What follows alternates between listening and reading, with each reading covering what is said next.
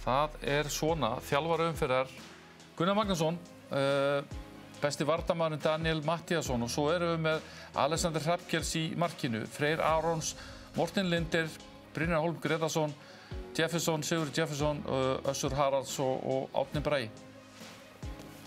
Já, bara stórkostlegt lið og gaman bara Gunni Mag, hann kemst loksins í liðið. Já. Við höfum verið að ræða hann undanfarið en að pakka Völsurunum saman, það ekki mörglið sem gera það. Það nefnilega ekki mörglið sem gera það. En þetta leikmaður umferðar.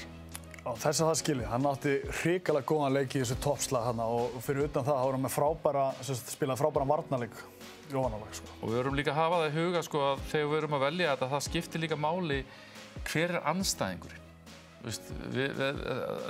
Mikilvægi, þetta alltaf 2 stig í boði, en það skiptir máli á móti hvernig þú ert að spila. Ég get alveg sagt það líka. Bara svo það sé. Já, og ég get líka alveg sagt það, maður liggur frekar einhvern veginn mikið yfir þess að skoða, af því að þetta, maður þekkir það bara sjálfur, maður tók alveg eftir að maður væri lið umferðar, þannig að þessu fylgir ábyrgð.